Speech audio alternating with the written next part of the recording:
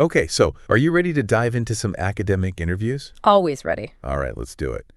So we're looking at specifically master's and PhD program interviews today. Sounds good. And we've got this super interesting podcast script as our source material. Okay. And it's designed to help non-native English speakers prepare for these interviews. But honestly, like even as a native English speaker, I'm finding some really great nuggets in here. I bet. So, what's interesting to me is like, it's not just the language stuff that they're focusing on in here. It's like, it almost accidentally reveals like the hidden curriculum of what these interviewers are really looking for. The unspoken expectation. Exactly. Yeah. So it's not just like, can you speak English well enough to survive in this program? It's like, do you understand academia? Right. Like, do you understand the rules of the game? Yeah, totally. Yeah. And like one of the first things that they highlight that I thought was really interesting was just some key vocabulary. Oh, yeah. And like, I remember when I was first starting out. Yeah. Those words just felt so intimidating. Oh, for sure. Like research proposal supervisor methodology. That's like a whole other language. It's a whole other language. And I think they hit the nail on the head in this script when they're like, you have to use this language comfortably. Yeah, you can't sound like you're reading it off a flashcard. Right, exactly. God, just like, it's got to roll off the tongue. Yeah, and I think what they're saying is like, you're signaling to the interviewer. You get it. That you get it. You understand the landscape. Yeah, exactly. You're fluent in academia. So, then they go on to talk about some common interview questions. And like, honestly, some classics. The classics, like, tell me about yourself. Oh my God. Why this program? What are your research interests? Every single time. And I don't know about you, but when I was first starting out, I would just kind of like regurgitate the resume. Regurgitate my resume, like, here are the facts about me. I'm hardworking, I'm dedicated, I'm a team player, blah, blah, blah. But I feel like the script here is really pushing us to go deeper. Oh, absolutely. It's not about just the facts. It's about like, who are you as a researcher? Who are you as a thinker? What's your story? Yes. What makes you tick? And like, give me a concrete example. Okay, so let's say they ask you. Tell me about yourself. Okay. Don't just say, I'm hardworking. Right. Tell them about that time you pulled an all-nighter. Yeah. To analyze data for your undergrad thesis. Yes. You know? Show them. Yeah. Don't tell them. Give them the evidence. Okay, so another example. Okay. They ask you, why this program? Right. And I think this is one where people often fall into the trap of just saying nice things about the program. Oh, it's a great program. Yeah, exactly. It's very prestigious. It's prestigious. It's well-ranked. I would be honored to be here. Yeah. Yeah. What's the deeper level? What you got to do is you got to connect it to yourself. Yeah. You got to connect it to your research interests. Okay. So let's say there's a faculty member in that program who does research on, I don't know, 18th century feminist poetry. Okay. And that's what you're passionate about. Right. You got to mention that. You got to be like, I read Dr. So-and-so's book, and it blew my mind. I have to work with this person. And you know what's funny is sometimes I struggle with that. Yeah. Because I want to be authentic. Right. But I don't want to sound like I'm overselling it. Like you're trying too hard. Yeah, exactly. Yeah, yeah. So how do you...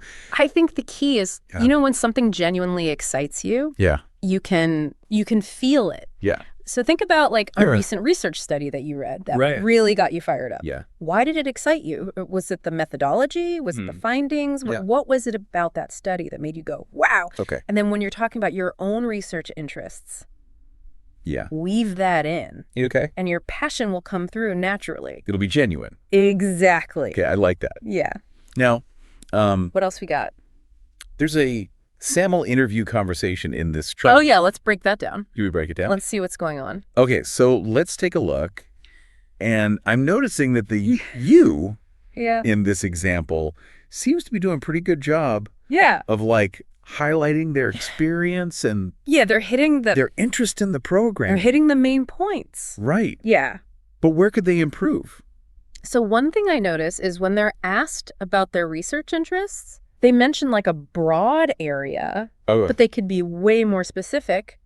Give me an example. Okay, so instead of just saying, I'm interested in renewable energy, which is super broad. Very broad. They could say something like, I'm particularly fascinated by the potential of algae biofuels to revolutionize transportation. Right. So it's like they've done some digging. Yeah, they've done their homework. They know what they're talking about. Yeah, they're connecting it to the press. Yes, they're showing that they understand like the nuances of the field. Okay, yeah, I like that. Yeah. Now, one thing that I noticed in the script is they kind of mention methodology, but they don't really surface level. go deep on it. Yeah. And I'm wondering, even if you're just applying to a master's program, do you need to have like a working knowledge?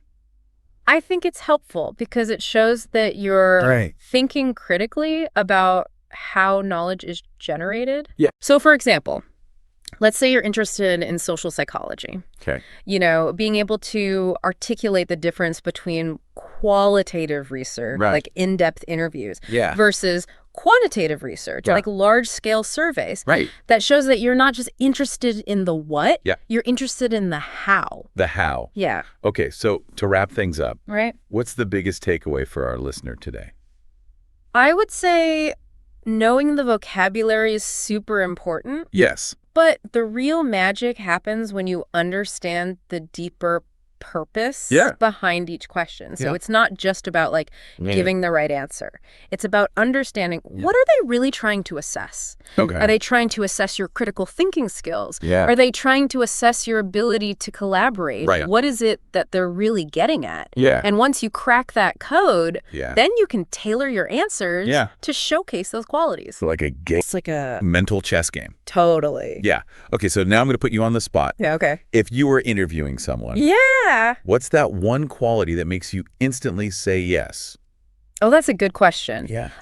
For me, I think it's that spark of genuine intellectual curiosity. Ooh, I like that. Yeah, someone who's not just going through the motions, but is like genuinely excited to learn, to explore, to contribute to the field. And you know what's so great about that? Yeah. Is you can't fake that. You can't fake it. Yeah. It's got to be real. Yeah, so listener out there. Yes. If you're prepping for these interviews, do your research. Absolutely. Refine your answers. Yes. And let the intellectual curiosity shine through. Let it shine. You got this. Go get them. All right. Thanks for joining me on this deep dive. This was fun. Yeah, I always learn so much from these. All right. We'll catch you next time. See ya. Bye. Wow. All right. Welcome back for another deep dive. And this one is really for you. Oh, yeah. Yeah. Because today we're going to be looking at this guide called Ace Your Research Interview. Ooh, nice. So no matter where you are in your research journey, like whether you're a seasoned pro or just starting out, I think you're going to find something useful in here. Yeah, absolutely. I mean, everybody's got to do these interviews. Exactly. And this guide kind of breaks it down into like 3 main sections. It talks about using advanced vocabulary, handling those really tough interview questions that always seem to come up. Oh, I know those. And then it actually gives you like a sample conversation, like a mock interview that you can kind of see how everything plays out in real time. So it's like putting it all together, putting all the advice together. Exactly. I like that.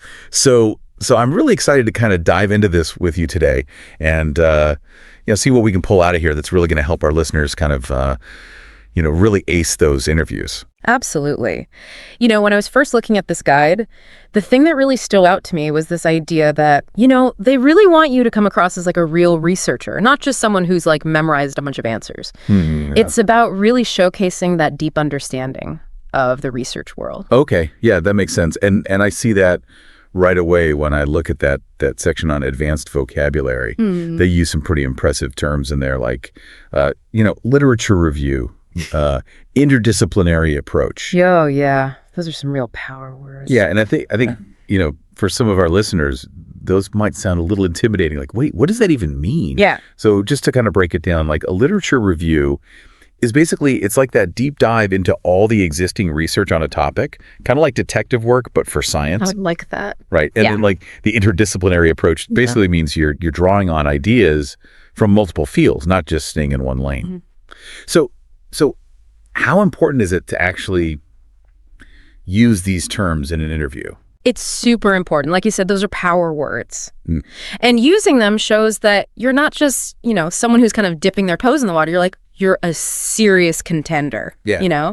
Think about it. Wouldn't you be more impressed if someone was like, oh, yeah, my approach was informed by a thorough literature review, ... which helped me identify a gap in their research, versus just like, oh, yeah, I did some reading. Totally. It's like showing, not just telling. Exactly. But I do worry about like sounding like I'm just like name dropping big words, you know? Yeah, totally. And the guide actually talks about that. Yeah. That's why they say it's not about memorizing a glossary, you know? Right. You have to actually practice, like incorporating these terms naturally. You got to make them your own. Gotcha. So practice makes perfect. All right. I get it. Yeah. But what about those tough interview questions you were talking about? Oh, yeah. The guide calls them that. Yeah. They get into things like challenges you've faced, handling criticism, contributions to the program. And I think those are things that can be, I don't know, a little nerve-wracking to talk about. Absolutely. And these are the types of questions that are really designed to go beyond just like the surface level. Yeah. You know, so let's take that challenge question, for instance. Okay. You know, the interviewer isn't just wanting to hear a story about, like a time your experiment failed. Right. They're looking for something more. They want to see how you think critically, how you analyze problems, and how you adapt. You know when things don't go exactly according to plan. So it's about showcasing your resilience, like your problem-solving skill. Exactly. It's about showing how you learn and grow from those setbacks. And that's something that's so valuable in any research environment. Okay. That makes a lot of sense. Now, the guide also gives a sample interview conversation. Yeah.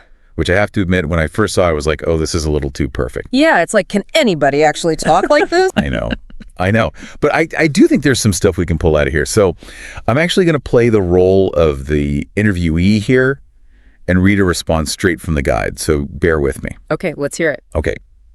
Certainly. In my undergraduate thesis, I explored topic using methodology. I identified a research gap in field and proposed solution. This experience strengthened my skills in skill. Okay. It feels a little, I don't know, textbook. Am I wrong? You know, it's interesting because it's like, on the one hand, yeah, it's kind of like, you know, straight out of a textbook. Yeah. But what I really like about it is how it subtly shows initiative. You know? Like, think about it. You're not just saying, I did this task. You're saying, I identified a research gap. Oh, yeah. I proposed a solution. You're using these really strong action verbs to kind of highlight your accomplishments. Yeah, that's true. It's not just saying I did this. It's like I proactively tackled this challenge and this is what I learned from it. Exactly. Okay. So there's definitely some good stuff in there. Oh, yeah, for sure. But obviously, like, you need to adapt this to your own experiences. Right. It has to sound authentically you. Absolutely. You can't just like parrot these responses. You got to make them your own. So I think to kind of wrap up what we've talked about today, we've talked about using that strong vocabulary, but using it naturally. Right. We've talked about showcasing resilience in the face of challenges and framing your experiences in a way that really demonstrates that initiative, that critical thinking. Yes. I think the biggest takeaway for me is that preparation is key. Practice is key. Absolutely. And as you're preparing, you know, I want you to think about this. Beyond all those technical skills we talked about, what are the personal qualities that make someone a truly great researcher? Ooh. And how are you going to demonstrate those in your interview? That's such a great question to consider. Yeah. And remember, you know, it's your passion, your genuine curiosity, your unique perspective. Those are just as valuable as all those technical skills. Couldn't agree more. So thanks for joining us on this deep dive. We wish you the very best of luck in your interviews. Go get them. We'll see you next time. Bye. All right. Welcome back, everybody, for another deep dive. Always exciting to be back. You know it. This time, we're taking a look at English for academic success, advanced level. And very useful stuff. Yeah. And it seems like a lot of you out there listening are probably getting ready for some pretty big interviews. Yeah, big interviews. So we thought, you know, PhD programs, master's programs, all that good stuff. We figured, let's give you some extra ammunition. And vocabulary. Yeah, to really knock them dead. Yeah. Out there. Absolutely. So, you know, this book really dives right into some key vocabulary. Like right off the bat, it's talking about stuff like empirical research. Yeah, empirical research. Conceptual framework. And these are things, I mean, these aren't just like words to throw around. No. These are important. Meat and potatoes. These are the foundations. Yeah, of how we talk about. How we think. Yeah, how we think and talk about academics. So, I mean, empirical research. Yes. Talking about. Well, it's all about evidence, right? Yeah. It's not just theory, it's show me the data. Yeah, it's like show me you actually went out and did the work. Exactly. You got your hands dirty, you did the observations, the experiments. Yeah, exactly. You've got the data to back it up. Yep. And then, so we got this, we understand what empirical research is, and then we have this idea of a conceptual framework. Right. And it feels like that's almost how we look at that data. It is. It's the lens through which you interpret all of that information. Okay. So you gather all this data, you need a way to make sense of it. Right. And the conceptual framework, that's your blueprint. It guides your whole research process. So it's like the foundation of the house before you start building. Precisely. Yeah. And, it helps you explain your findings in a clear, coherent way. Yeah. And this book, English for Academic Success, it doesn't just stop at definitions. No. It gives you it goes a step further. Yeah, it gives you some phrases you can use. Right off the bat, it says, It says, my research contributes to. Yeah. My research contributes to blank by addressing blank. Yes. By addressing this research gap. Yeah, this research gap. And I think that idea of a research gap. Oh, that's crucial. It's one of the hardest things for people to figure out, I think. It is, because you have to really understand what's already out there. It's like doing a puzzle, right? You got to see all the pieces that are already in place and then figure out what's missing. Right. What's that missing piece? Exactly. Mm-hmm. So, for example, if everyone's researching climate change and they're all focused on melting glaciers, right? Maybe you look at the impact on specific bird migrations. Right. That's interesting. There you go. That's a potential research gap. Yeah. Yeah, and that's what's going to make your research so valuable. Absolutely. Unique and valuable. Yeah. Another thing that this book talks about that I think is so important, it even gives you some wording and some tips on, is how to handle, the classic question of how would you handle a disagreement with your supervisor? Ooh, that's a tough one. Which is such a tough question. Yeah, it can be a bit intimidating. Because especially if you're going into a PhD program or a master's program, you're going to be working so closely. Very closely. For years. And you're going to have disagreements. You will. It's inevitable. It's going to happen. Yeah. And that's where, communication skills are so important. Yes. Being tactful, being respectful. The source suggests acknowledging the disagreement, but in a way that's not confrontational. Right. Maybe seeking clarification, help me understand your perspective. Yeah. That kind of thing. And trying to find common ground. Yeah. I love that. It's like you're not trying to win an argument. No, you're trying to collaborate. You're collaborating. Exactly. Yeah. You're showing that you can navigate those complex academic relationships. I remember in my first PhD interview, I was so nervous about the question, what unique perspective do you bring? Oh, yeah. What unique perspective do you bring to this research? That's always a tricky one, because you're like, well, I'm just me. Yeah, it's like, what do you mean? What do you mean unique? Yeah. But it's really about showcasing how your background, your experiences, even things that seem unrelated, can actually enrich the group's work. That's so true. So for me, I have a background in linguistics. Okay. Which you might think is completely separate from psychology. Right. But it actually helped me analyze qualitative data in a really different way. Oh, interesting. Yeah. It gave me a new perspective. Yeah, so it's almost like taking these different, parts of yourself and saying, well, I know that this part of me doesn't seem to fit, but actually it really does. Exactly. Connect those unexpected dots. Yeah.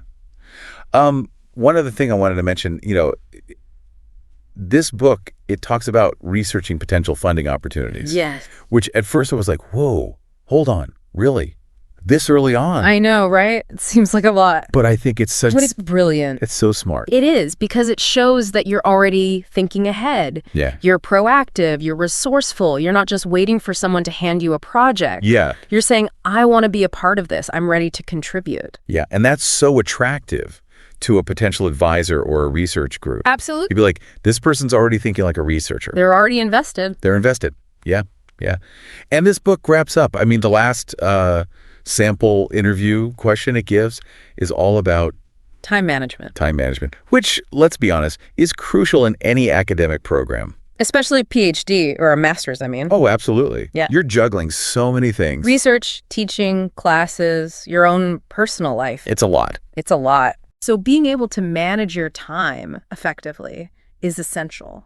And, the book talks about structured planning and prioritization. Right, having a system in place. But honestly, I think this is such a personal thing. It is. It really is. What works for one person might not work for another. Yeah. So don't be afraid to experiment. Yeah. Find what works for you. There's the Pomodoro technique, time blocking, Oh, yeah.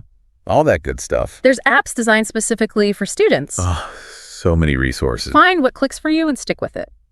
So there you have it. I mean, from, key vocabulary to how to answer tricky questions. Funding opportunity. Even time management. I mean, feeling ready to tackle those interviews. I hope so.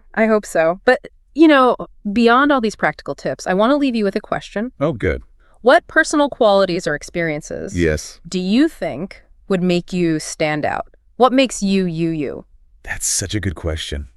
Really dig deep on that one, folks. Absolutely. That's your homework. Yeah, that's your homework. Think about that one.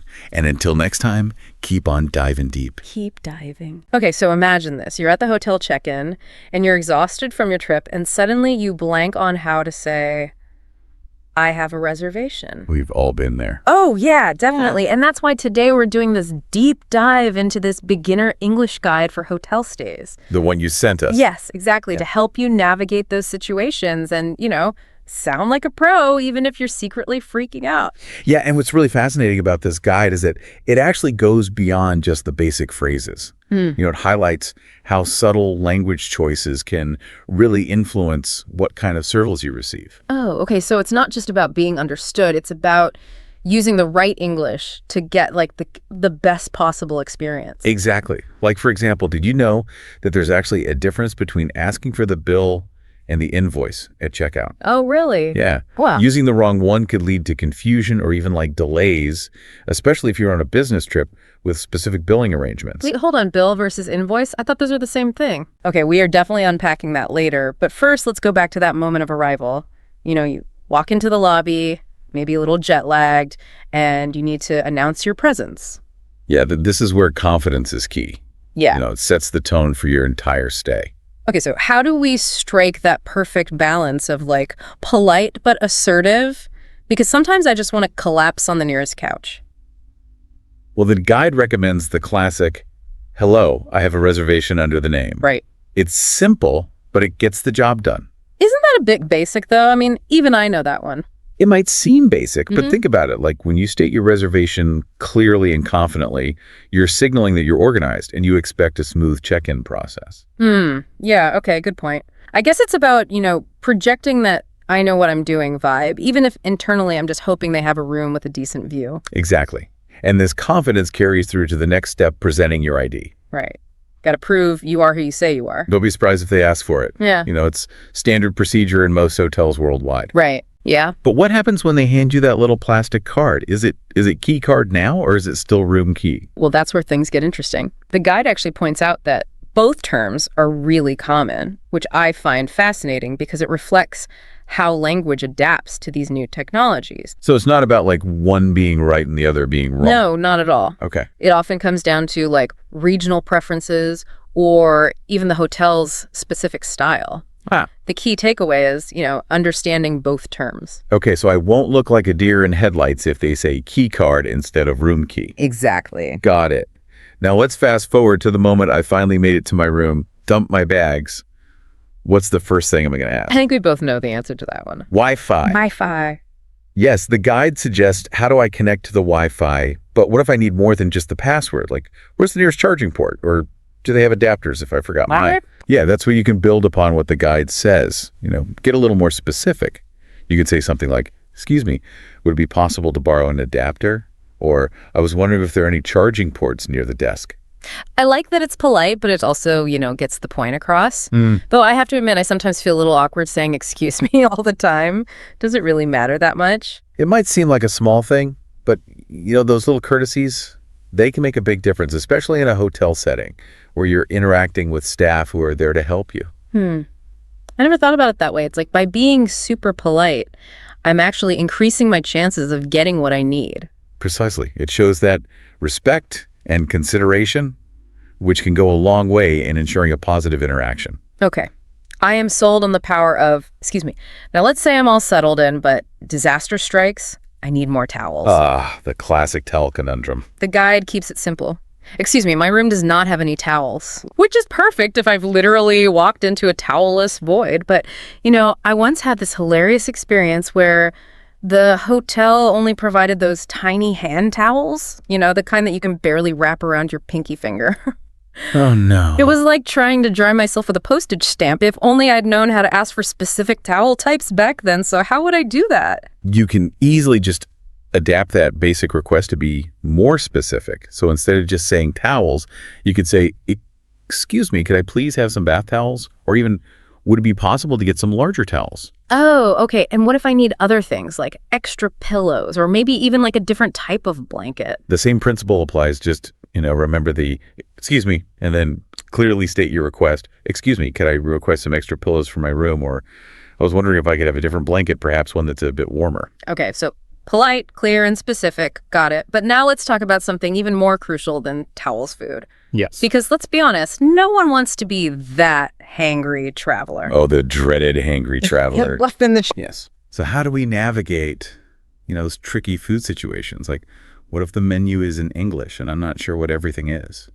Yeah, the guide provides some helpful phrases for that. So like, what time is breakfast served? And can I order room service, please? Oh, okay, those are great starting points. But what if I have dietary restrictions, or I just want to know what my options are beyond what's listed on the menu? Because let's be real, sometimes those hotel menus can be a bit limited. Right. So that's where you need to get comfortable asking questions. Yeah. The guide gives an example of, do you have vegetarian options? Which is a great starting point. Okay, and I can adapt that for my own needs, right? Like if I need gluten-free or vegan, I can just politely ask, do you offer any gluten-free dishes, or do you have any vegan choices? Exactly. Don't be afraid to politely inquire about your specific needs. Most hotels are happy to accommodate dietary requests if they can. This is making me realize that even if I'm beyond the beginner level of English, there's still so many nuances to learn. That's the beauty of language. It's always evolving, and there's always something new to discover. Speaking of new discoveries, didn't we say we were going to unpack that whole bill versus invoice mystery? Because I am still totally lost on that one. Right. We can't leave our listeners hanging. We need to dive into that. Yes, please. Because I need to know if I've been accidentally asking for the wrong thing all these years. Well, let's start with the bill. Think of it like what you would get at a restaurant. Yeah. It's an itemized list of charges for everything you've consumed or used during your stay. Okay, so that's room service, spa treatments, those tempting snacks from the minibar. Exactly. And you typically settle this bill at checkout, either with cash or a credit card. That makes sense, but then what's an invoice and why would I need it? An invoice is a bit more formal. It's often used for business travelers or situations where payment might be handled later, like if a company is covering your expenses. So if I'm on a business trip, my company might get an invoice for my stay and then they'll pay it separately. Precisely. Oh, okay. And knowing this distinction is crucial because using the wrong term could cause confusion, especially at checkout. Imagine asking for the bill when you're actually supposed to be getting an invoice for your company. Oh, I see what you mean. That could lead to some awkward delays while they try to figure out what's going on. Exactly. So if you're ever unsure which term to use, there's a simple phrase that works in almost any situation. Could I settle my account, please? Ooh, that's a good one. It's polite and clear, and it avoids any potential bill versus invoice confusion. Exactly. And it shows that you're confident and in control, even if you're secretly feeling a bit flustered. This is all making me realize how important it is to master these subtle language nuances, even if I thought I was past the beginner stage. It's all about continually refining our skills and becoming more confident communicators, even in something as seemingly simple as ordering room service or asking for a towel. We've covered a lot of ground in this first part of our deep dive, from nailing that confident check-in to deciphering the mysteries of bills and invoices. I'm already feeling more prepared for my next hotel stay. That's wonderful to hear, but we're not done yet. There's still some hidden gems in this guide that we need to explore. Ooh, I'm intrigued. What else have we got in store for our listeners? Well, we'll have to wait and see. All right. But trust me, it's good stuff. Okay, I'm excited. Welcome back to our deep dive into English in the hotel. Yeah, we've already uncovered some really fascinating insights about, how those subtle language choices can really make or break your travel experience, Yeah, and I've noticed something interesting about this guide. Okay. It really emphasizes that importance of politeness. Now that you mention it, I have noticed that too. It seems like every other phrase starts with, excuse me, or could you please? Exactly, and that's not a coincidence. It really highlights a crucial aspect of travel, especially when you're navigating different cultures and languages. Politeness goes a long way in ensuring smooth interactions and, positive experiences. I guess it's kind of like a universal language of respect, Even if you're still figuring out the exact words, just being polite shows that you're making an effort. Precisely. It demonstrates that you value the other person's time and effort, which can really make a difference in how you're treated. So it's not just about getting what I want. It's about, building that positive rapport with the hotel staff. Exactly. It's about creating a more harmonious and enjoyable experience for everyone involved. Okay, I'm definitely on board with the power of politeness, but let's shift gears for a moment. Okay. We've talked a lot about, how to ask for things, but what about those times when I need to understand what someone is saying to me, like at check-in, when they're rattling off information about breakfast times or hotel amenities? That's an excellent point. The guide doesn't explicitly cover comprehension skills, but it does provide a valuable clue in one of those sample conversations. Remember when the receptionist says, breakfast is from 7 a.m. to 10 a.m. in the restaurant? Yeah, that seems pretty straightforward. But what if I didn't catch all of that? Especially if the receptionist has an accent or I'm, just tired from traveling. Right. Well, that's where those clarifying phrases can really come in handy. You could say something like, excuse me, could you repeat that, please? Or just to confirm, breakfast is served from 7 to 10. So it's about being proactive and, making sure I understand the information correctly. No more awkward nodding and pretending I heard everything. Exactly. And don't worry, even native English speakers use these phrases all the time to avoid misunderstandings. Okay, good. It's not a sign of weakness. Yeah. It shows that you're paying attention and you want to get things right. This deep dive is really making me realize how even seemingly basic English phrases can really have a big impact on my, travel experience.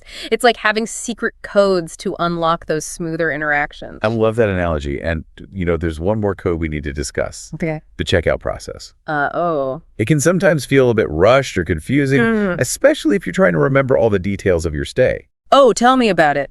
Did I use the minibar? Did I charge anything to my room? Did I leave that one sock under the bed? It's a lot to keep track of. And that's where the guide subtly prepares you with that phrase, can I have the gulp, please?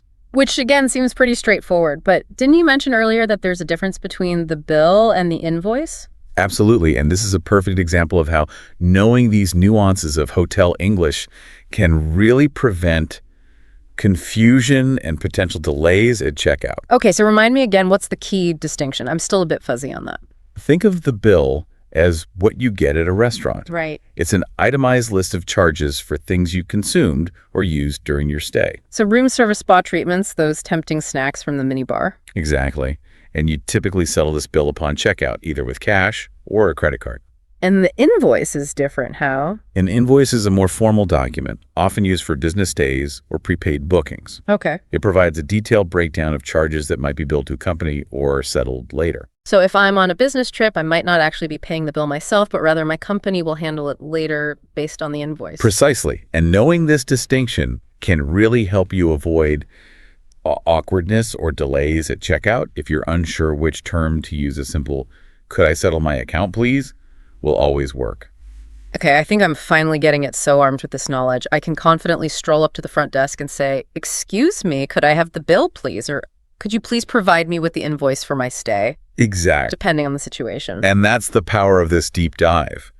Taking these seemingly basic phrases and understanding those subtle nuances that make you a more confident and savvy traveler. It's like leveling up my travel game one phrase at a time. Yeah. But, there's one thing we haven't talked about yet that I think a lot of travelers stress about, myself included. Do tell.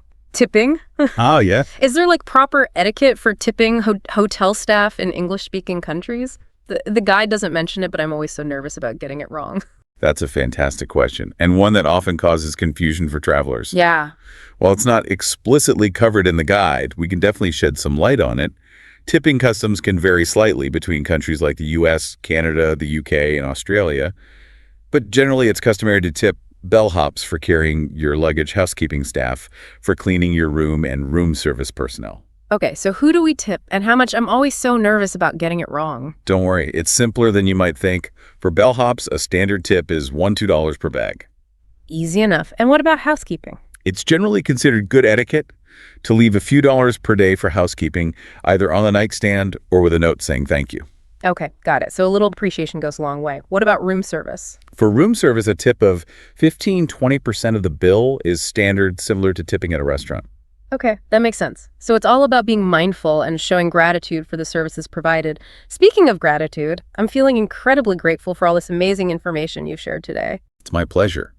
I love demystifying these seemingly simple things that can actually make a big difference in your travel experience. You've definitely succeeded in that. I feel like I've unlocked a whole new level of confidence when it comes to navigating hotels in English.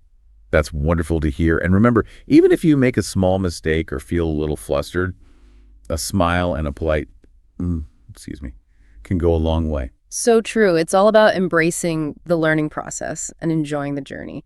But before we wrap up, you mentioned there was a final thought-provoking question for our listeners, something that goes beyond the guide itself. Yes, we've talked a lot about practical phrases and tips, but I'm curious to hear your thoughts on this. How might these seemingly simple English phrases actually boost your confidence and make your trip more enjoyable overall? Ooh, that is a great question. I think for me, it's about feeling empowered to communicate my needs, understand what's being said to me, and just navigate those everyday travel situations with more ease. It's almost like speaking the language unlocks a whole new level of enjoyment and connection. Precisely, it's about more than just the words themselves. It's about feeling comfortable and confident in a new environment. So to all our listeners out there, we'd love to hear your reflections on this question. How has mastering some key English phrases impacted your travel experiences? Share your thoughts on our social media channels or leave a comment on the podcast page. We always love hearing from you. Right, so welcome back to the Deep Dive. We're wrapping up our exploration of English in the hotel. And, after going through this beginner's guide, I'm realizing that even those seemingly simple phrases can be packed with all these subtle meanings. That's what makes language so fascinating, isn't it? Yeah. It's like a code that unlocks this deeper cultural understanding. Exactly. And speaking of codes, didn't we want to touch on tipping etiquette? Yes. Before we wrap up, the guide doesn't cover it, but it's something that I always find a bit tricky when traveling to English-speaking countries. You're right. Tipping can definitely be a source of anxiety for travelers, especially when you're not sure about the local customs. It's not something that's always explicitly taught in language guides, but it is crucial for smooth and respectful interactions.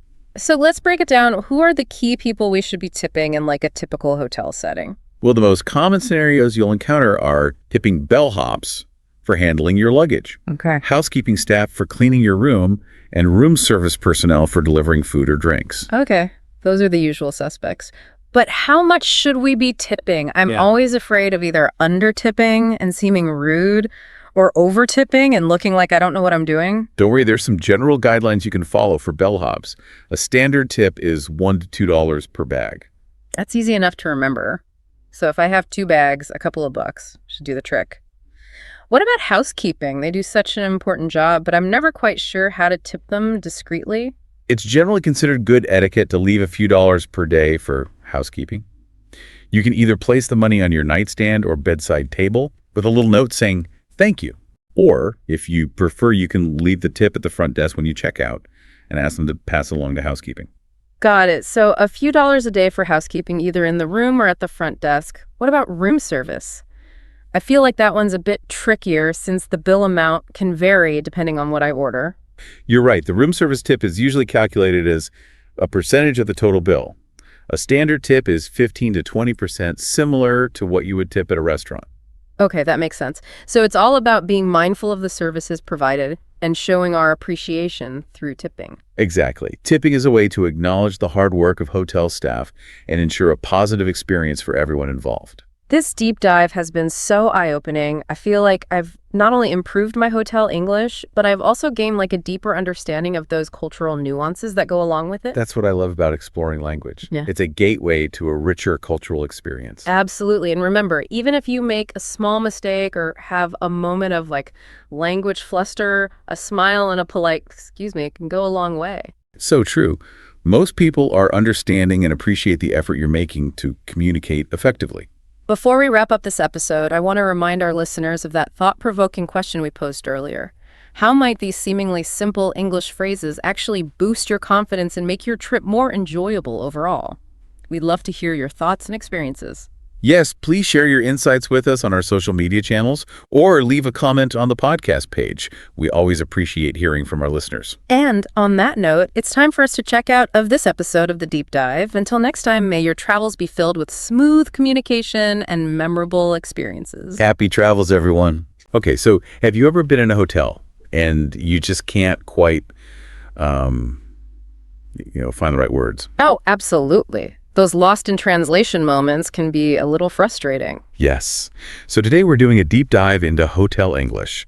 But, and this is key, we're not talking about the basics. Like, we're assuming you know how to say please and thank you. Right. This is about leveling up. Think of it as like unlocking that VIP level of communication so you can really get the most out of your hotel stay. Exactly. We've got a ton of great sources here packed with all sorts of hotel-specific lingo and real-world dialogue examples. So are you ready to transform your hotel experience? Absolutely. I think what's so fascinating about this topic is that strong communication can really make all the difference when you're traveling. It really can. Okay, so first things first, let's dive into some essential vocabulary. I'm curious, when you hear the word concierge, what comes to mind? Well, I think a lot of people might picture like someone who just books tours or helps you with directions. Right, me too. But it's so much more than that. It is. Think of the concierge as your, like a personal assistant at the hotel. Ooh, I like that. Like a secret weapon for travelers. Exactly. Need a reservation at that impossible-to-get-into restaurant? The concierge might be able to work some magic. Looking for tickets to a sold-out show? They might have a few tricks up their sleeve. Wow. Okay, so I'm definitely going to be making friends with the concierge from now on. Now let's move on to a couple of words that I always get mixed up. Complimentary and amenities. Can you help me out with those? Sure. So complimentary refers to those delightful freebies that come with your stay. Things like Wi-Fi, breakfast, maybe even a welcome drink. It's all part of the package. Okay, so it's like those little perks that make you feel all pampered and special. Exactly. And then amenities refers to the broader range of facilities and services that the hotel offers. So things like the gym, the spa, the pool, these are perks that might come with an extra cost, but they can really elevate your experience. Got it. So complimentary is the free stuff that makes me smile, and amenities are the fancy extras that might tempt me to splurge a little. Precisely. Now, knowing these terms is great, but to really master hotel English, we need to level up our game. Let's move beyond single words and into the realm of phrases. Yes. I mean, we all know the basics like please and thank you, but are there specific phrases that can help us, navigate those common hotel situations? Absolutely. Let's start with the check-in process. Instead of just saying, I have a reservation, try something like, good evening, I have a reservation under your name. Could I check in, please? It's clear, it's polite, and it sets a professional tone right from the start. Ooh, I like that. It's all about adding that touch of formality, right? Now, what if I'm hoping for a room with an amazing view? Is there a magic phrase I can use? You can absolutely ask. You could say something like, would it be possible to get a room with a nice view, please? Or if you're looking for a quieter stay, you could try, if available, I'd prefer a room away from the elevators. Okay, those are good. So being specific about what you want is key. What about when you need to request services during your stay? Like, say you need extra towels, or you want to ask about a late checkout. There are some go-to phrases that can come in handy. For example, you could say, could I have some additional towels sent to my room, please? And for a late checkout, try, I'd like to request a late checkout, if possible. What's the latest I could depart? I see. It's all about being direct, but still polite, right? But what about when things go wrong? Like, what if there's a problem with your room and you need to complain? Those situations can be kind of awkward. You're right, those situations can be tricky. But remember, clear, calm, and polite communication is your best tool. For example, let's say the air conditioning in your room isn't working. Instead of getting flustered, try saying, excuse me, but the air conditioning in my room doesn't seem to be working properly. Could you please send someone to take a look? Okay, that sounds much better than me just saying, it's hot in here. Like, way more professional. Exactly. And if you encounter a problem like a leaky faucet or an issue with the Wi-Fi, you can use a similar approach. Just clearly state the problem, politely request assistance, and try to avoid getting, overly emotional. I think it's so helpful to actually practice those real life situations. It's like a dress rehearsal for your next hotel stay. I totally agree. It's one thing to know the phrases, but it's another to actually feel comfortable using them. Right. So are you ready to put our hotel English skills to the test? I'm game. Let's do it. Okay, let's imagine you've just arrived at a hotel. You're all checked in and ready to start your vacation. How would you go about asking for a room with a great view? Let's see. I might say something like, "Excuse me, I was wondering if it would be possible to get a room on a higher floor with a good view." And I, as the friendly front desk clerk, would say, "Of course, let me check what we have available." Okay, that sounds promising. Exactly. Now let's fast forward a bit. Let's say you're a few days into your stay and you need to request a late checkout. What would you say? Okay, I'd probably go to the front desk and say, "Hi there, I'm really enjoying my stay, and I was wondering if it would be possible to get a late checkout tomorrow." Perfect. And I, as the helpful receptionist, would reply, "Let me just see what we can do for you." Okay, we can extend your checkout until 2 p.m. for a small fee of $25. Would that work? That would be great. Thank you so much. See? Smooth and easy. Now, let's try a slightly trickier scenario. What if there's a problem with your room?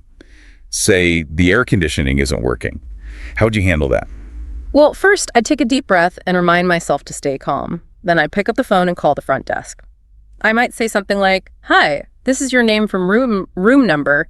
I'm having some trouble with the air conditioning. It doesn't seem to be cooling the room at all." And I, as the concerned receptionist, would respond with, "Oh no, I'm so sorry to hear that. We'll send someone up to your room right away to take a look." Okay, that's reassuring. It is. It's all about being clear and direct about the problem, but without getting, upset or angry. Right. Because getting flustered never helps. Exactly. Now, before we move on, I want to touch on something really important, cultural awareness. Because what might be considered polite or appropriate in one culture might not be in another. That's a great point. Nonverbal cues can be especially tricky. For example, in some cultures, direct eye contact is seen as a sign of respect, while in others, it can be interpreted as aggressive or confrontational. So how can travelers, avoid those kinds of misunderstandings? It's impossible to be an expert on every culture. Well, I think the key is to be observant and respectful. Pay attention to how people are interacting, and don't be afraid to ask questions if you're unsure about something. Most people are happy to share their customs and traditions. It's about approaching those interactions with a sense of humility, right? Exactly. Travel is all about learning and experiencing new things, and that includes learning about different ways of communicating. Now, I'd love to hear from our listeners. What are some of your most memorable hotel experiences, good or bad? And what did you learn about communication from those experiences? Oh, I bet there's some great stories out there. I know I have a few. Like that time I was in Rome and I tried to order an extra blanket in Italian. Let's just say my pronunciation needs a little work. Oh, I can only imagine. But those kinds of experiences are all part of the fun of travel. Exactly. They make for great stories later. And they teach us that sometimes the best way to communicate is to simply be ourselves, even if it means making a few mistakes along the way.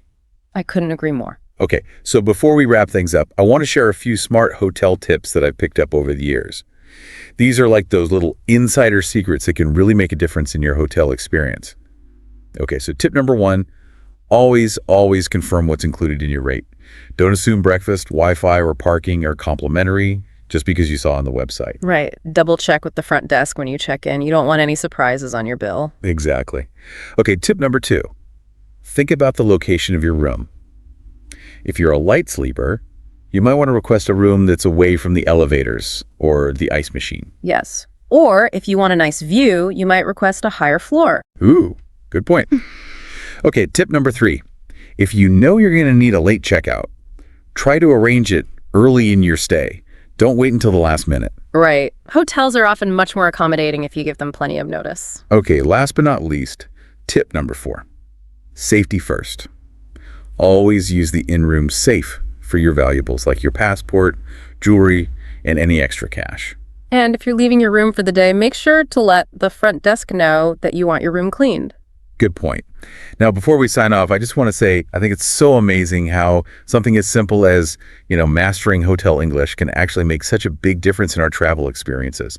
It can make us feel more confident, more comfortable, and more connected to the world around us. Absolutely. It's all about empowering ourselves to navigate those unfamiliar situations and really make the most of our adventures. So to our listeners out there, as you're packing your bags for your next trip, remember to pack your curiosity, your open-mindedness, and of course, your newfound hotel English skills. Safe travels, everyone.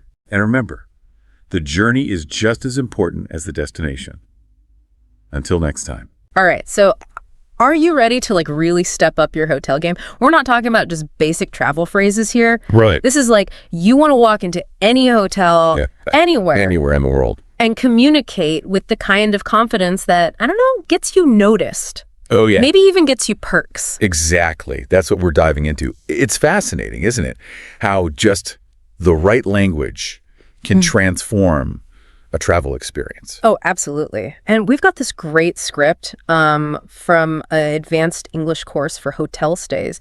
And honestly, I was a little surprised by how much strategy is involved. It's not just about speaking English. It's about understanding the subtle dynamics of the hotel world. It's like learning the unspoken rules of a game. Yes. Once you know the moves, you can play it to your advantage. Okay, let's unpack this. So one thing that really jumped out at me was the vocabulary. They use words like boutique hotel or concierge service, which, those are pretty common. We hear those a lot. Right. But using them signals something specific to hotel staff. What do you think? I think it shows you're a discerning traveler. You know someone who appreciates the nuances of different types of hotels and services. Yeah. And using that kind of vocabulary really does set you apart, I think, from the average tourist. It's like you're speaking their language, showing that you understand the kind of hierarchy of the hotel world. Yeah. And that can really make a difference. Oh, absolutely. It's about establishing credibility, building rapport from the moment you walk in. Okay. Now, notice they also use these terms like peak season and off season. I mean, most travelers know what those mean, but is there a strategic advantage to actually using those in conversation? Oh, definitely. Yeah. It demonstrates that you're, a savvy traveler, someone who plans ahead, understands the factors that influence pricing and availability. It subtly suggests that you're not someone who can be easily swayed by tourist traps or last-minute deals. Interesting. It's like you're signaling that you're in control. Yes. You're not going to be taken advantage of. Okay, so vocabulary is important.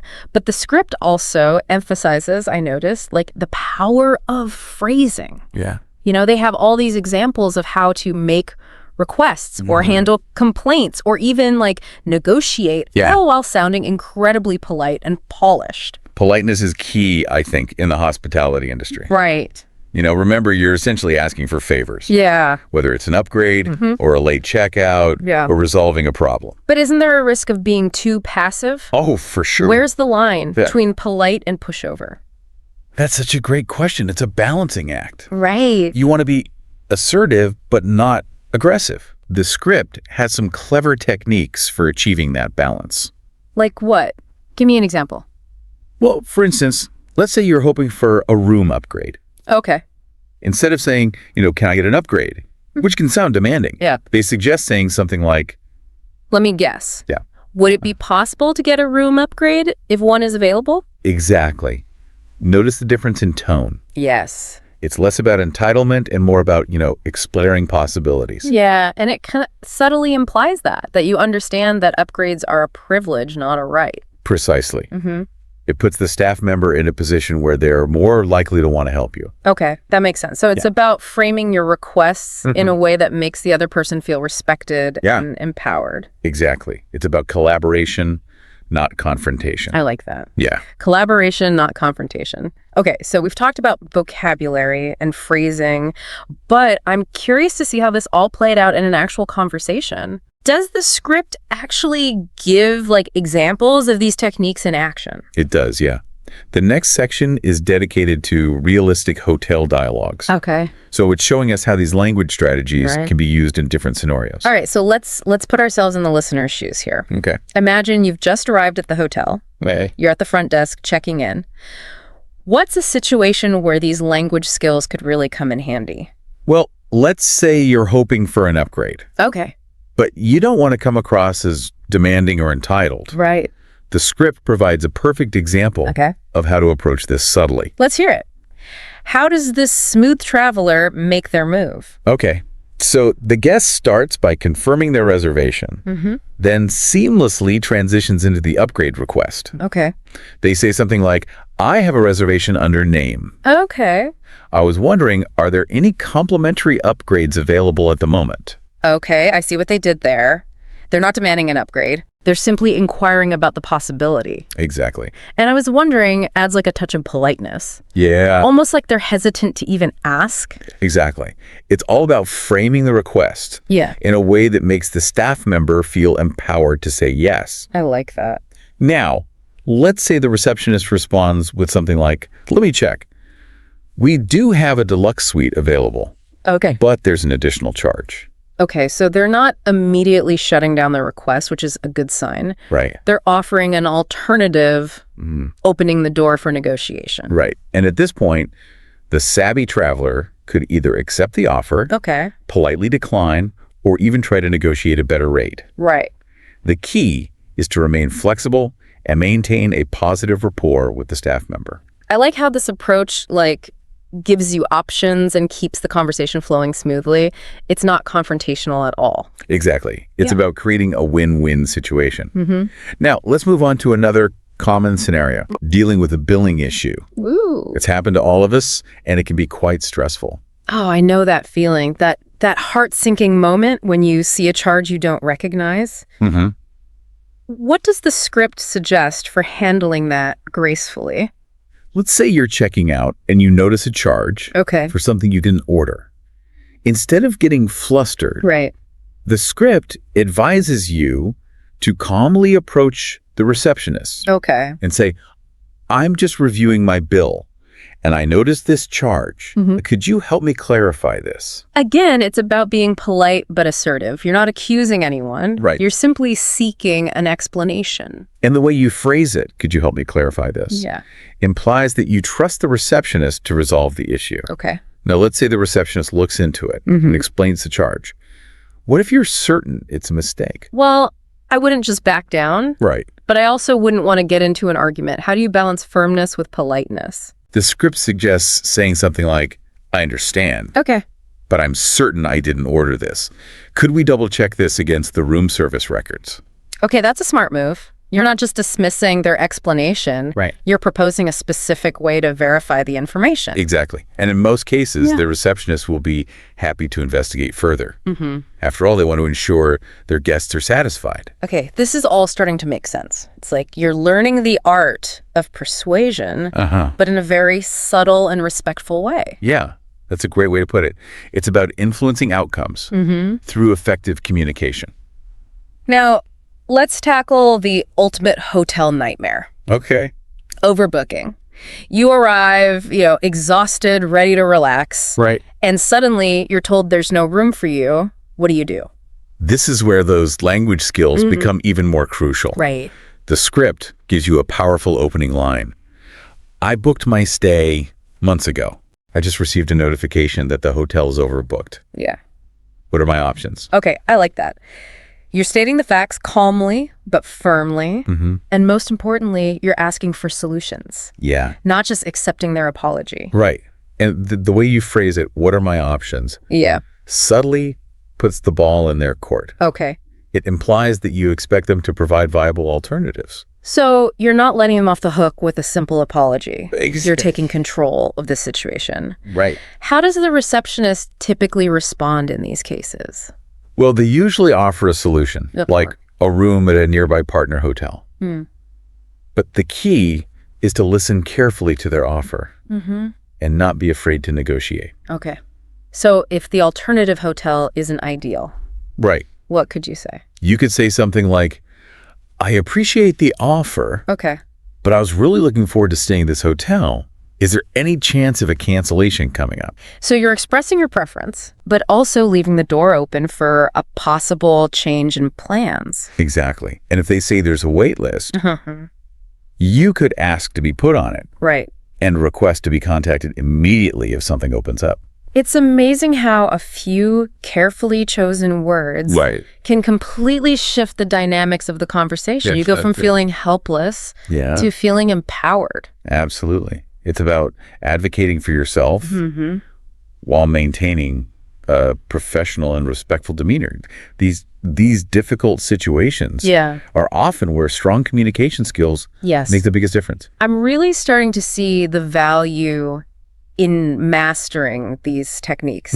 It's not just about, sounding fancy. Right. It's about navigating the complexities of the travel world with confidence and grace. And that confidence can open doors to unexpected opportunities. Yes. You never know what kind of perks or upgrades might come your way when you communicate effectively. Okay, so it feels like we've covered a lot already, but the script also has a section on pro tips for a smoother hotel experience. I'm guessing these aren't your typical travel blog cliches. Definitely not. These are more like insider secrets that can really elevate your stay. Okay. And some of them are surprisingly simple. All right. I'm intrigued. Okay. Lay some wisdom on me.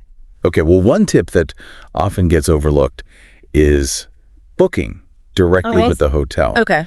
Cutting out those third-party booking sites can sometimes lead to better rates. Okay. And might even give you more leverage if any issues arise during your stay. That makes sense. You're establishing a direct relationship with the hotel, showing them you're serious about staying there. Exactly. And speaking of being proactive, another tip is to always confirm your reservation details a few days before arrival. This helps avoid any surprises or mix-ups at check-in, especially if you've booked, specific room types or requested special amenities. Right.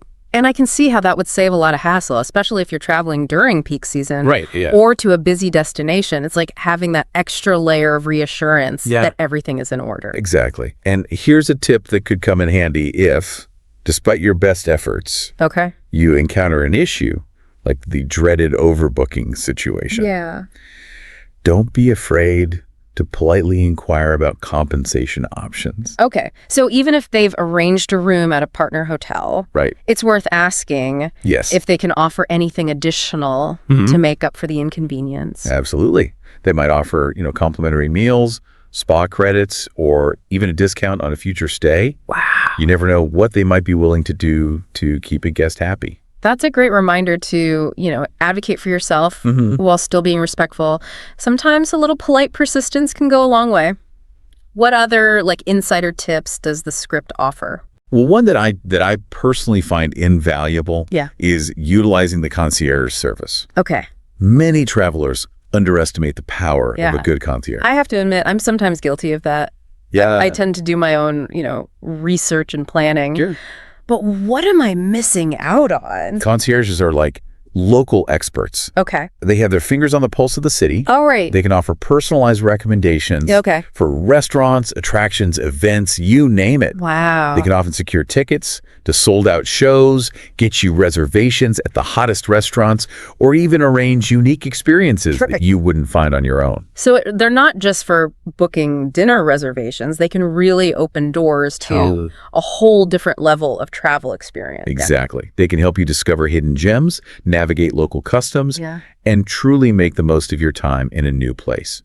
And one final tip. Okay. This one's about financial peace of mind. Yeah. Always request a printed copy of your bill and review it carefully before checking out. That's a good habit to get into. It's so easy to overlook errors or discrepancies when you're in a hurry to leave. Exactly. It's a simple step that can save you from potential billing surprises down the road. Wow. Okay, these pro tips are gold. They really add another layer of strategy to the whole hotel experience. It's not just about speaking the language. It's about understanding the game and playing it well. And that's ultimately what this deep dive is all about. Empowering you to navigate the world of hotels with confidence, finesse, and maybe even a little bit of strategic charm. I feel like our listener is walking away from this with a whole new toolkit for their next trip. They've got the vocabulary, they've got the phrases, the pro tips. It's all coming together. It's like they've unlocked a secret level of travel. Right. Who knows what adventures await them now. Maybe they'll discover a hidden speakeasy, score front row seats to a concert, or negotiate a room upgrade with the grace of a seasoned diplomat. The point is, don't be afraid to put this knowledge into practice. Yes. Experiment, have fun, and see what doors open. Yeah. And you communicate with confidence and style. So to our listener, we say, Bon voyage. Yeah. Go forth and conquer those hotel lobbies. And remember, the world is full of amazing experiences waiting to be discovered. Happy travels.